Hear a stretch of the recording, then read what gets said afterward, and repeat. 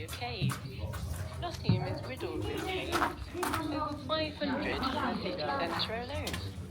Take a look at the map on the wall, and you'll see that you won't be walking very far in the city centre without being close to one of our famous caves. But none of Nottingham's caves came about naturally. All were scraped and hacked out of the soft sandstone rock on which the city was founded. The caves that you are about to see were to provide many opportunities for shelters, industry, brewing and storage. This hidden past now lies buried below the streets of our modern city, and your journey around the city of caves today will give you a unique opportunity to discover our secret history. It is important to be aware of the varying ceiling heights within the caves and to take care on your journey through, as many of the narrow passageways and footpaths have uneven floors. We would like to thank you for visiting the City of Caves today and make you aware that the admission fee that you have paid will go towards preserving and maintaining this protected, scheduled historic monument for future generations to enjoy. Time now to send you on an incredible journey into the past. Ensuring there are no visitors on the way back up the staircase, please make your way down the steps using the handrail as you go. And parents, please ensure you supervise your children at all times. We wouldn't want any of you to get lost down there. Take care, but above all, enjoy your visit. Make your way down the staircase to the next level.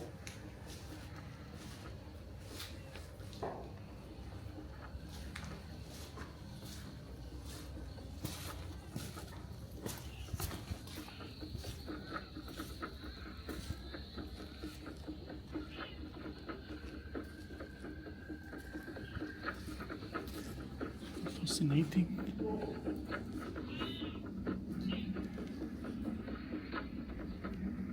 As we have already explained, all the caves that you are about to see are man-made, with some dating back to the 9th century. There are around 500 beneath the city, all carved out of soft sandstone by different people for different reasons.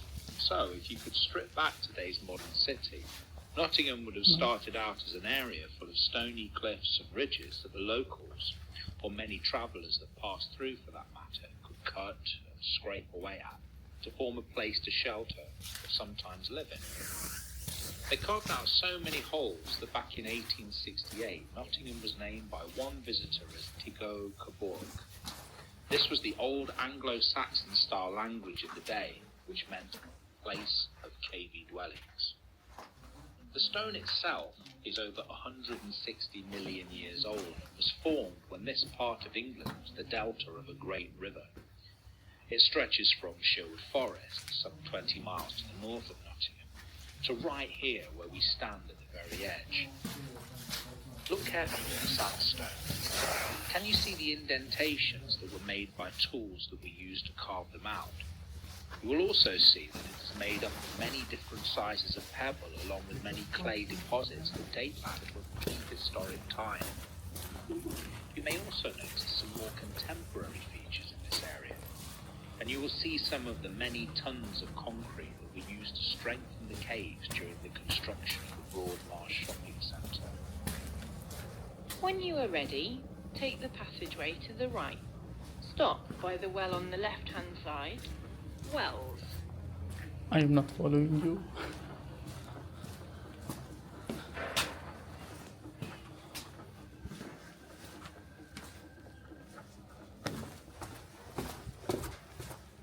All the caves were dug out for a reason, and have had lots of uses over the years, from chapels to prison cells, pub cellars to secret meeting rooms. This gap in the wall houses one of the many wells that was sunk into the sandstone for fresh water. If you walk forward a little bit, you will see a much bigger well to your right. The second well has footholes cut into the shaft to enable the owner to climb in and out as they were working on cutting or cleaning the well. That man has just finished his job of cleaning out the well and of cutting it ever deeper into the rock to make sure there is always pure water for him and his family. There are footholds cut into the shaft for him to climb. A passageways you are standing would have been solid rock where it was carved. And up above this cave, back in the 13th century, there wouldn't have been a shopping centre, but an area towards Forge, which would have been an up-and-coming part of Nottingham to live in at the time. When you are ready, continue along a short way until you see a tunnel to your left. Make your way to the end of the tunnel, storage.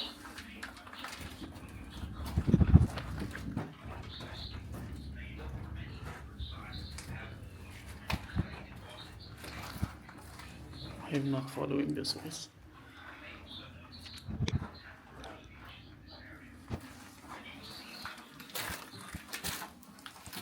In later years, it would be easy for people living in the houses above to make more space for themselves by cutting down through the sandstone to create storage spaces.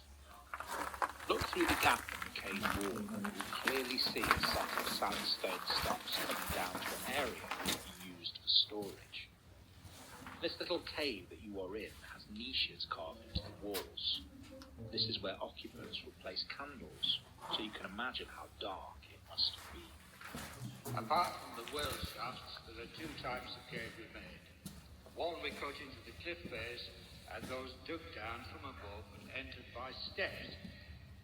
This cave is of the second sort, once used for storage and linked to a building above on the edge of the cliff. Please make your way back into the main walkway and turn left. Continue a little way along the path until you come to the metal railings in front of a large circular cave. Cesspit.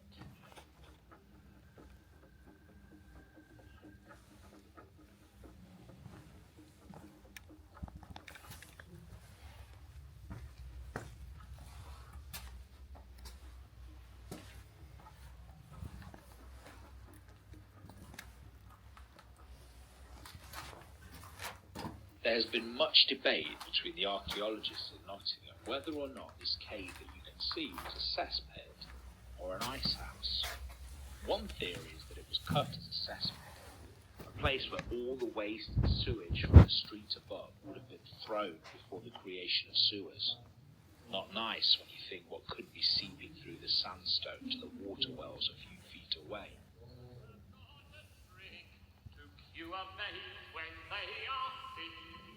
Getting clean water to drink and wash was sometimes a hard task. You might dig and dig, only to find your fine new well was next door to your neighbour's privy. The stench was accumulated year after year, penetrated the rock and oozed into the wells. Another idea is that it may well have been used as an ice house. This area was very close to wet marshland and also to the River Lee. When these areas were frozen over, the ice would be broken and collected and brought to this cave where it would be stored all year round. What do you think? Cesspit or ice house? We're hoping to one day secure some funding that will enable the archaeologists to study the cave and give us some more information as to what it was actually used for.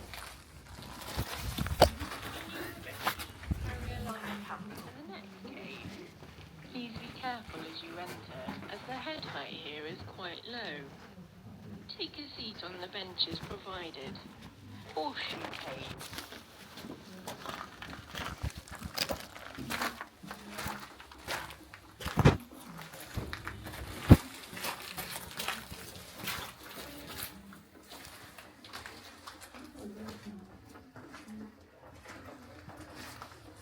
You can take a seat in this cave for a moment to take the weight off your feet. We call this the Horseshoe Cave, as it was the cellar of the Three Horseshoes pub because of its shape. It's one of many pub cellars that lie beneath the city. Many of them are still in use, but this one closed for business some time ago. The metal door that sits at the entry to a much smaller tunnel was added at a later date when the buildings above were used as a solicitor's office. We believe this is where they may have stored their important documents. Back in much earlier times, it's thought that caves like this once made great hiding places, or they may have been used for secret meetings, from gambling and smuggling to hatching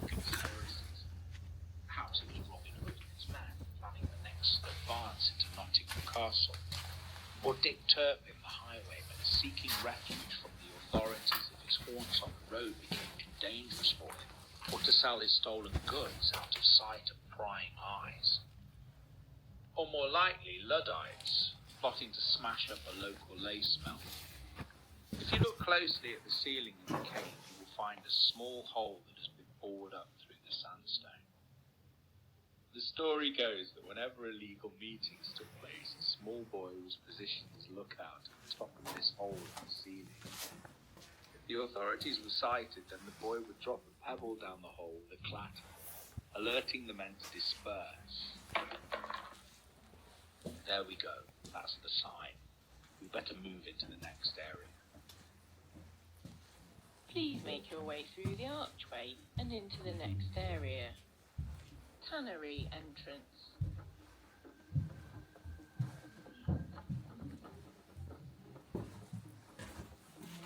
The next section of caves that you're about to see were first used in around 1258. They were initially used as mould kilns to make pottery, but by the 16th century these caves became associated mainly with the leather trade, with tanning. Over on the wall you can see various animal hides that have been tanned into leather. Try and imagine just how horrible that job would have been to get hold of a piece of skin fresh from an animal carcass and turn it into a piece of leather. The whole process would take many months. Nottingham boasts the only known example of a cave tannery in England. The main benefit of using these caves was the constant temperature of the sandstone, which greatly aided the process. Move forward to the next cave. I enjoyed it. Did you? That's finished. We're leaving now. Pause at the railing on the left.